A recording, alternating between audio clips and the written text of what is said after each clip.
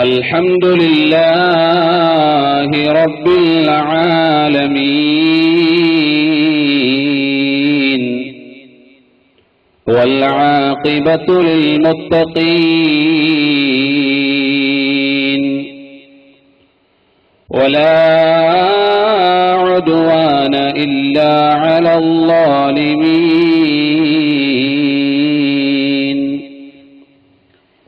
أشهد أن لا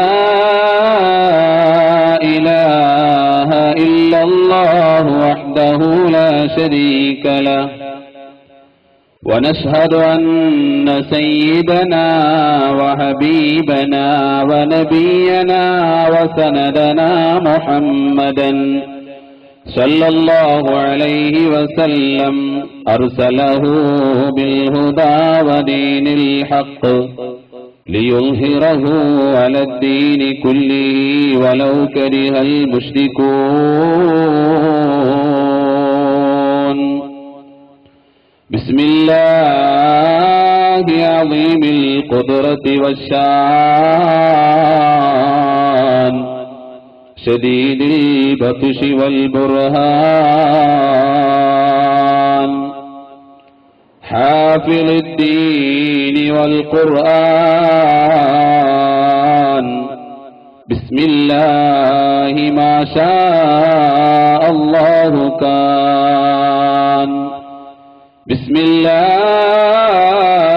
ما شاء الله كان بسم الله ما شاء الله كان وما توفيقي إلا بالله عليه توكلت وإليه أنيب يا عدتي عند كل شدتي يا غياثي عند كل كربتي يا أنيسي عند كل وحشتي يا مجيبي عند كل دعوتي يا رجائي حين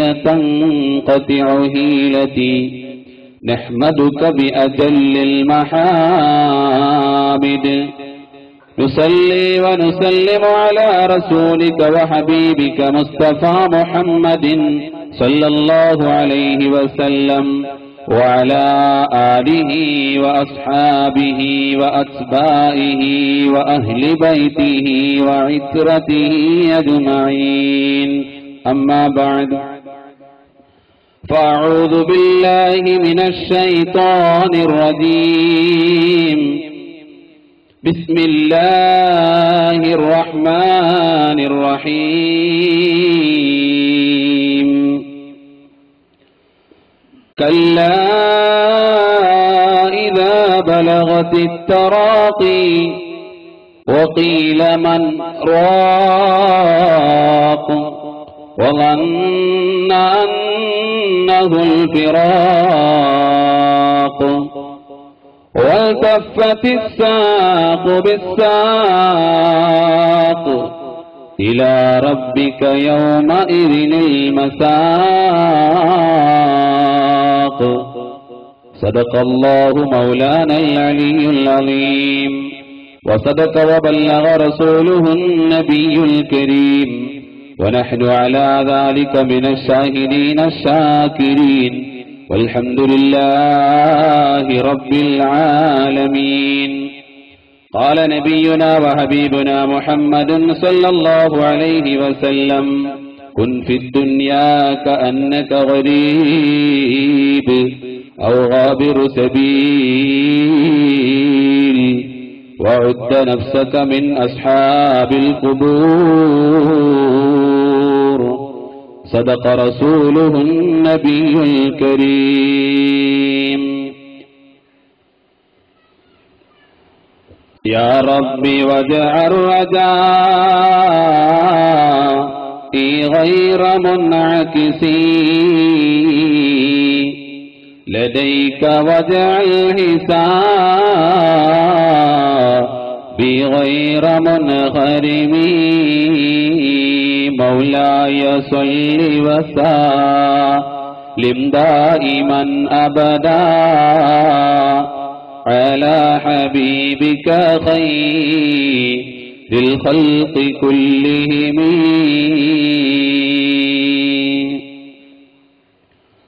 جل ജലാലാം അല്ലാഹ് ജയം നിന്നിൽ മാത്രമല്ലാഹ് ജനനം നിൻ ഖുദ്റത്തല്ലേ ജനിച്ചാൽ മരണമില്ലേ ജല്ല ജലാലാം അല്ലാഹ് ജയം നിന്നിൽ മാത്രമല്ലാഹ് ജനനം നിൻ ഖുദ്റത്തല്ലേ ജനിച്ചാൽ മരണമില്ലേ ഒരുപാട് അമ്പിയാക്കൾ അതിലേറെ ഔലിയാക്കൾ അവരെല്ലാം മൗത്തായില്ലേ ആഴം ഖബറിലല്ലേ ജല്ല ജലാലമല്ലാഹ് ജയം നിന്നിൽ മാത്രമല്ലാഹ് ജനനം നിൻ ഖുദ്റത്തല്ലേ ജനിച്ചാൽ മരണമില്ലേ ഇന്നലെ ജീവിതത്തിൽ ഇന്നീതാ പള്ളിക്കാട്ടിൽ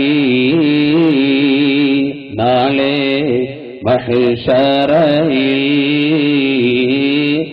നാദന്റെ ദീലറയിൽ ഇല്ല ഒരാൾക്കുമില്ല അധികം ജീവിതമില്ല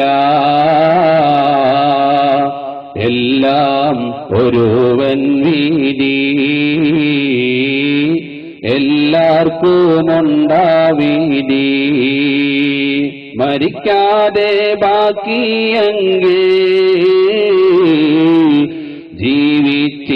ജീവിച്ചിരിക്കാമെങ്കിൽ മുത്ത് റസൂലേ വീടേ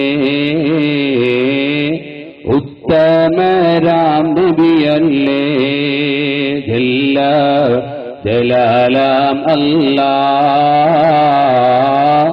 ജയം നിന്നിൽ മാത്രമല്ലാഹ്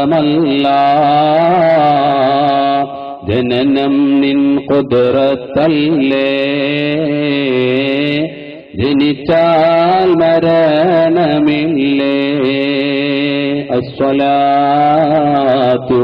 വസ്സലാമു അലൈക യാ റസൂലല്ലാഹ് അസ്സലാത്തു വസ്സലാമു അലൈക യാ ഹബീബല്ലാഹ് الصلاة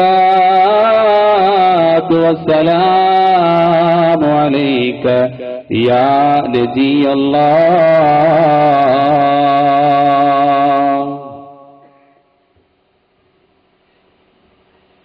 സർവ്വധരണീയനായ ഈ മഹല്ലത്തിന്റെ ബഹുമാന്യനായ ഖതീബും എന്റെ പ്രിയപ്പെട്ട സുഹൃത്തും സയ്യിദ് തറവാട്ടിലെ അനർക്കമുത്തുമായ ബഹുമാനപ്പെട്ട സയ്യിദ് അനസ് അൽ ഹാദി അൽ അസ്ഹരി തങ്ങളവറുകളെ, ഈ നാട്ടിലെ ഏറ്റവും ബഹുമാനപ്പെട്ട ഡോക്ടർ ഷാഹ് ഉസ്താദ് അവറുകളെ, ഈ പരിപാടിയിൽ സ്വാഗതം പറഞ്ഞ ബഹുമാനപ്പെട്ട റഷീദ് ഹനീഫി ഉസ്താദ് അവറുകൾ, ഈ മഹല്ലത്തിന്റെ ആദരണീയനായ പ്രസിഡന്റ് അവറുകളെ, എന്റെ പ്രിയപ്പെട്ട സുഹൃത്ത് ആസിഫ് അൽ അസ്ഹരി ഉസ്താദ് അവറുകളെ,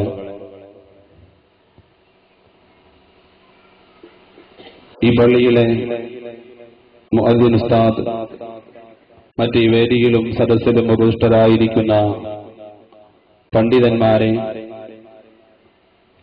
സഹോദരി സഹോദരന്മാരെ, സുഹൃത്തുക്കളെ, കൊച്ചനുജന്മാരെ, അല്ലാഹുവിന്റെ അതിമഹത്തായ അനുഗ്രഹത്താൽ വിശുദ്ധമായ ഈ ഒരു വേദിയിൽ നമ്മെ ഒരുമിച്ച് കൂട്ടിയതുപോലെ നാളെ അവന്റെ മഹനീയമായ ജന്നാത്തുൻ നഈമിലും ഒരുമിച്ച് കൂട്ടി അനുഗ്രഹിക്കുമാറാവട്ടെ. നമ്മിൽ നിന്നും വന്നുപോയ സകല തെറ്റുകുറ്റങ്ങളും അല്ലാഹു വിട്ടുപുറത്ത് മാപ്പാക്കി തരുമാറാവട്ടെ. നമ്മിൽ നിന്നും മൺമറഞ്ഞു പോയ മഹാന്മാർ, മാതാപിതാക്കൾ, ഉസ്താദുമാർ, ബന്ധുമിത്രാദികൾ, ദുആ കൊണ്ട് വസിയ്യത്ത് ചെയ്തവർ എല്ലാവർക്കും അല്ലാഹു മഗ്ഫിറത്തും മർഹമത്തും പ്രദാനം ചെയ്യുമാറാവട്ടെ. അവരെയും നമ്മളെയും നാളെ സ്വർഗീയ ആരാമത്തിൽ അല്ലാഹു ഒരുമിച്ച് കൂട്ടി അനുഗ്രഹിക്കുമാറാവട്ടെ. ആമീൻ ബിറഹ്മതിക യാ അർഹമർ റഹീമീൻ. പ്രിയമുള്ളവരെ, സമയം ഒരുപാട് അതിക്രമിച്ചിരിക്കുകയാണ്. എന്നാലും നാം ഇവിടെ ഒരുമിച്ച് കൂടിയത് മഹാനായ മുഹീദ്ദീൻ അബ്ദുൽ ഖാദിർ ജീലാനി ഖദ്ദസല്ലാഹു സിറഹുൽ അസീസ് തങ്ങളുടെ ഖുതുബിയ്യത്ത് വാർഷികവുമായി ഖുതുബിയ്യത്ത് ചൊല്ലിയവരാണ്. മഹാനായ മുഹീദ്ദീൻ ശൈഖ് അവറുകളെ നാം വളരെ ഭക്തി ആദരവോടെ വിളിച്ചവരാണ്, ആ സദസ്സിൽ പങ്കെടുത്തവരാണ്. അല്ലാഹു നമ്മിൽ നിന്ന് എല്ലാ അമലുകളും സ്വീകരിക്കുമാറാവട്ടെ.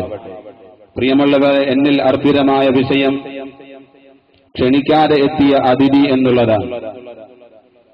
ക്ഷണിക്കാതെ എത്തിയ അതിഥി എന്ന ടൈറ്റിലിൽ, എന്ന ശീർഷകത്തിന് കീഴിൽ നാം സംസാരിക്കുമ്പോൾ, പ്രിയമുള്ള സഹോദരങ്ങളെ, നമ്മളെ പല ആളുകളും വിരുന്നിനായി ക്ഷണിക്കാറുണ്ട്, നമ്മുടെ വീട്ടിലേക്കും വിരുന്നിനായി ക്ഷണിക്കാറുണ്ട്.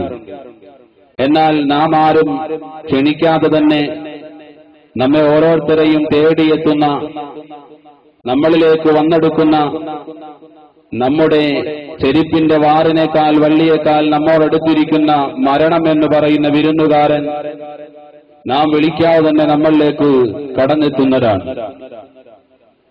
അതുകൊണ്ട് തന്നെ ആ ശീർഷകത്തിന് കീഴിൽ സംസാരിക്കുന്നതിന് മുമ്പ് ഈ മഹനീയ സദസ്സ് നാം ഒരുമിച്ച് കൂടിയത് ആരുടെ പേരിലാണോ, ഇവിടെ മഹാനായ തങ്ങളവറുകൾ ഓർമ്മപ്പെടുത്തുകയുണ്ടായി.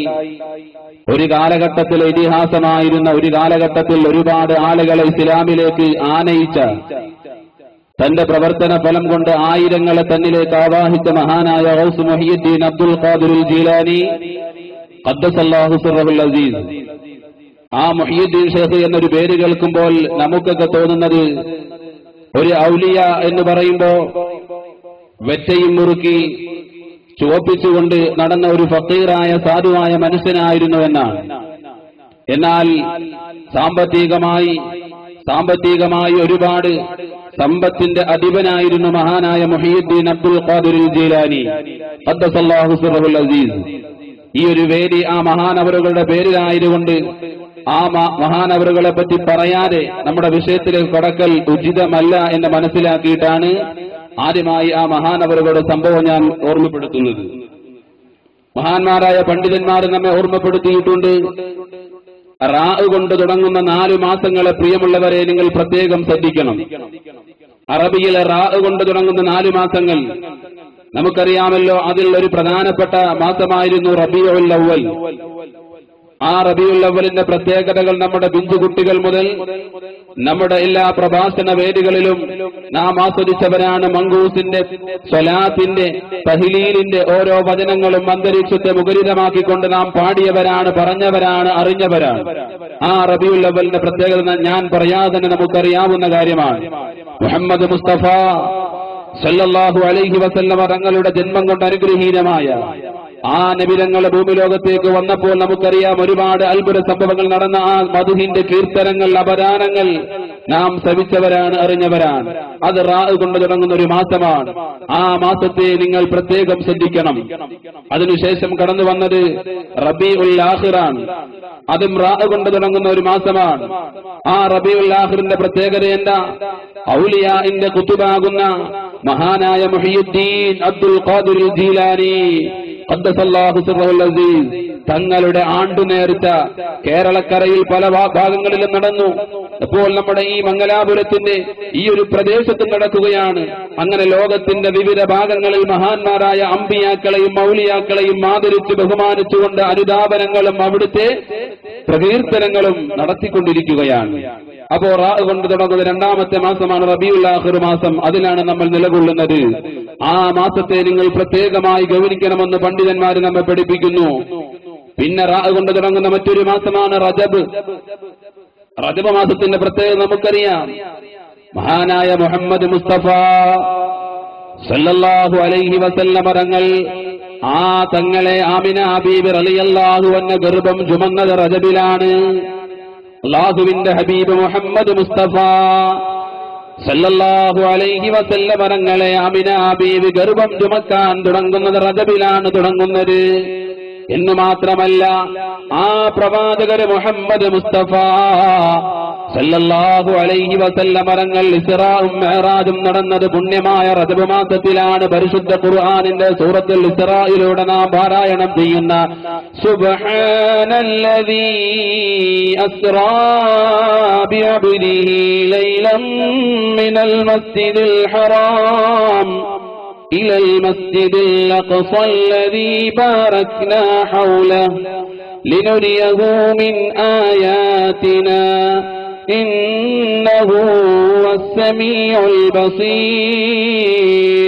ഇസ്റാഉം മിഅ്റാജും നടന്നത് അല്ലാഹുവിന്റെ ഹബീബിനെ ഒരു മണ്ണുകൊണ്ട് പടക്കപ്പെട്ട മനുഷ്യന് ഏഴാകാശവും താണ്ടി അല്ലാഹുവിന്റെ സൗദത്തിലേക്ക് ചെന്ന ആ മാസമാണ് റജബ്. റാ കൊണ്ട് തുടങ്ങുന്ന മൂന്നാമത്തെ മാസം നിങ്ങൾ പ്രത്യേകം ശ്രദ്ധിക്കണം. നാലാമത്തെ മാസം ഏതാണ്? റമളാൻ. റമളാനു ശഹ്റു ഉമ്മത്തി. റമളാൻ മാസത്തിൽ നിങ്ങൾ പ്രത്യേകം ശ്രദ്ധിക്കണം. നമ്മളിപ്പോ നിലകൊള്ളുന്നത് റാ കൊണ്ട് തുടങ്ങുന്ന രണ്ടാമത്തെ മാസമാകുന്ന റബീഉൽ ആഖിറിലാണ്. ഈ റബീഉൽ ആഖിറിൽ നമ്മളിവിടെ ഒരുമിച്ച് കൂടിയത് എന്തിനെ പറ്റി പറയാനാ?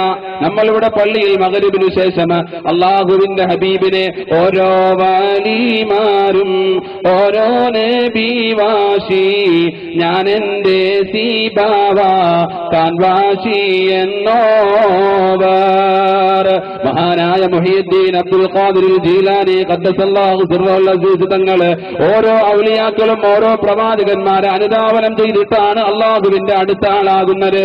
എന്നാൽ ഞാൻ അനുധാവനം ചെയ്യുന്നത് ആരെയാണ്? ഞാൻ എന്റെ സീബാവ കാൻവാശി എന്നോവർ. അങ്ങ് മദീനയിലെ രാജാവ്, നമ്മുടെ ഖൽബിന്റെ രാജാവ് ഹബീബുന മുഹമ്മദ് മുസ്തഫ സല്ലല്ലാഹു അലൈഹി വസല്ലം തങ്ങളെയാണ്. അപ്പോൾ നമ്മൾ ഔലിയാക്കളെ പറ്റി പറയുമ്പോ, നമ്മൾ ഉലമാക്കളെ പറ്റി പറയുമ്പോ ആ പറയുന്നതിന്റെ ഫലം എവിടേക്കാണ് എത്തുന്നത്? ഇലാ ഹദറത്തിൻ നബിയിൽ മുസ്തഫ സല്ലല്ലാഹു അലൈഹി വസല്ലം തങ്ങളുടെ ഹദറത്തിലേക്കാണ്. കാരണം ഓരോ ഔലിയാക്കളും ഔലിയ ആകാനുള്ള ഏറ്റവും ഒന്നാമത്തെ ഒരു പ്രവാചകനെ പിൻപറ്റുക എന്നുള്ളതാണ്. മഹാനായ മുഹീദ്ദീൻ ശൈഖ് പിൻപറ്റിയത് എന്റെ ഉപ്പാപ്പയാകുന്ന തങ്ങൾ അവர்கள் പറയുകയാണ്, എന്റെ ഉപ്പാപ്പയാകുന്ന മഹാനായ മുഹമ്മദുർ റസൂലുള്ളാഹി സല്ലല്ലാഹു അലൈഹി വസല്ലം തങ്ങളെയാണ്. ആ നബി തങ്ങളെ പിൻപറ്റിയിട്ട് ജീവിതം മുന്നോട്ട് കൊണ്ടുപോവുകയാണ്. ആ അമ്പിയാക്കളെ പറ്റി പറയൽ ദിക്റുൽ അംബിയാഇ ഇബാദത്തുൻ. അമ്പിയാക്കളെ പറ്റി പറയൽ ആരാധനയാണ്. അമ്പിയാക്കളെ പറ്റി, പ്രവാചകന്മാരെ പറ്റി പറയൽ പരിശുദ്ധ ഖുർആൻ മറിച്ചു നോക്കിയാൽ പല സൂറത്തുകളും അമ്പിയാക്കളെ പറ്റി പറയുന്നതാണ്. അമ്പിയാക്കളുടെ പേരിലാണ് തുടങ്ങിയിരിക്കുന്നത്.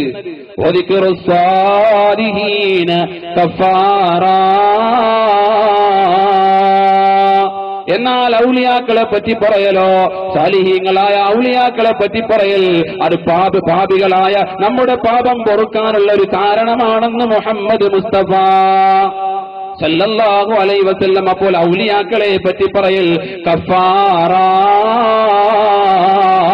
അത് പാപം പൊറുക്കാനുള്ള കാരണമാണ്. അതുകൊണ്ടാണ് ഈ വേദി ആ ഔലിയാഇന്റെ നേതാവാകുന്ന മഹാനായ മുഹീദ്ദീൻ അബ്ദുൽ ഖാദിർ ജീലാനി ഖദ്ദസല്ലാഹു സിർറഹുൽ അസീസ് തങ്ങളെ ഓർമ്മപ്പെടുത്തുന്നതാണ്. ആ തങ്ങളുടെ പേരിൽ സംഘടിച്ചതാണ്. അതുകൊണ്ട് അല്ലാഹു നമ്മുടെ പാപം പൊറുത്തു തരുമാറാവട്ടെ. ഇത് മുഹമ്മദ് മുസ്തഫ സല്ലല്ലാഹു അലൈഹി വസല്ലം പറഞ്ഞതാ. സാലിഹീങ്ങളെ പറ്റി പറയൽ, ഔലിയാക്കളെ പറ്റി പറയൽ അത് പാപം പൊറുക്കാനുള്ള കാരണമാണ്. ഇരിക്കട്ടെ, ഞാൻ എന്റെ വിഷയത്തിലേക്ക് കടക്കുകയാണ്.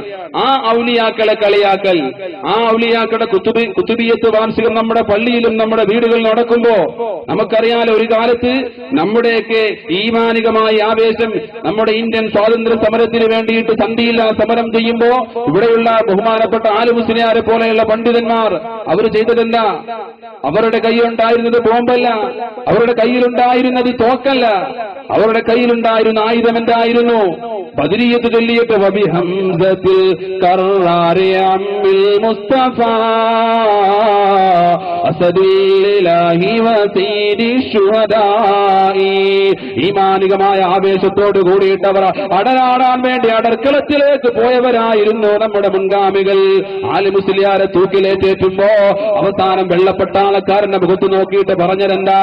ഞാൻ ജനിച്ച എന്റെ ഈ മണ്ണിൽ എനിക്കൊന്ന് സുജൂദ് ചെയ്യാൻ അവസാനമായ ഒരു അവസരം നൽകണമെന്ന് ആലിമുസ്ലിയാര് പറഞ്ഞപ്പോ വെള്ളപ്പട്ടാളക്കാരൻ അതിശയപ്പെട്ടു പോവുകയാണ്. എന്നെ പടച്ച ഒരു മുസ്ലിമായ മനുഷ്യന് സുജൂദ് ചെയ്യണമെന്ന് പറയുമ്പോ ഒരു മുസ്ലിമായ മനുഷ്യന് സുജൂദ് ചെയ്യണമെന്ന് പറയുന്നതിൽ അതിശയമില്ല.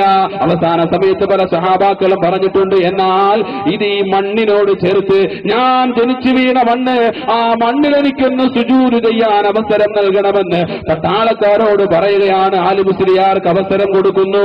അവിടുന്ന് സുജൂദിലായി, രണ്ടാമത്തെ റക്അത്തിൽ സുജൂദിലായി കിടന്ന് സുബ്ഹാന റബ്ബിയൽ അലാ വബിഹംദിഹി ആലിമുസ്ലിയാരെ തൂക്കിലേറ്റാൻ പോകുകയാ.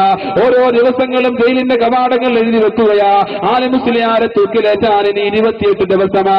അങ്ങനെ ഓരോ ദിവസവും ഇങ്ങനെ കുറഞ്ഞു കുറഞ്ഞു വന്ന് അവസാന ദിവസത്തിലാണ് ആലിമുസ്ലിയാരോട് ചോദിക്കുന്നത്, മുസ്ലിയാരെ നിങ്ങൾക്ക് ഇനി എന്തെങ്കിലും ആഗ്രഹമുണ്ടോ, അവസാനമായി എന്തെങ്കിലും അഭിലാഷമുണ്ടോ എന്ന് ചോദിക്കുമ്പോഴാ ഞാൻ ജനിച്ചു വീണ മണ്ണില്, ഞാൻ ജനിച്ച മണ്ണില് ആ മണ്ണിനെ ഒന്ന് ചുംബിച്ചുകൊണ്ട് എന്റെ പടച്ചതമ്പുരാന് സുജൂദ് ചെയ്യുമ്പോ സുജൂദ് ചെയ്യാനാണ് എന്റെ അവസാന അഭിലാഷമെന്ന് ആലിമുസ്ലിയാർ പറയുകയാ.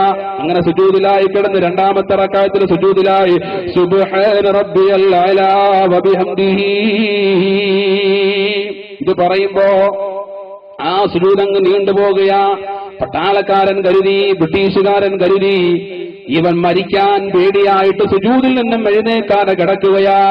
പിടിച്ചങ്ങ് പൊക്കി, കോടറിൽ പിടിച്ചങ്ങ് പൊക്കുകയാണ്. ആ സമയത്ത് ഇന്നാ ലില്ലാഹി വ ഇന്നാ ഇലൈഹി റാജിഊൻ. ആലിമുസ്ലിയാർ അല്ലാഹു സുജൂദിലായി കിടക്കുമ്പോ ആലിമുസ്ലിയാരുടെ റൂഹ് അല്ലാഹു അങ്ങ് പിടിച്ചു.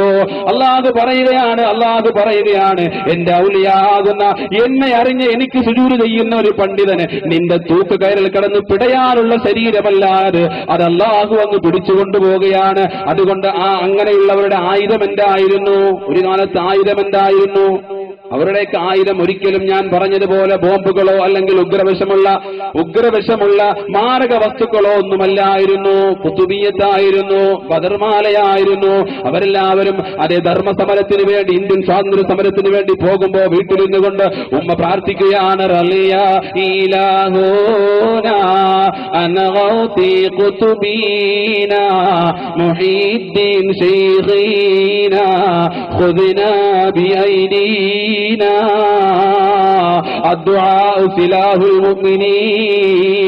പ്രാർത്ഥനയാണ് മുഅ്മിനായ മനുഷ്യന്റെ ആയുധമെന്ന് മുഹമ്മദ് മുസ്തഫ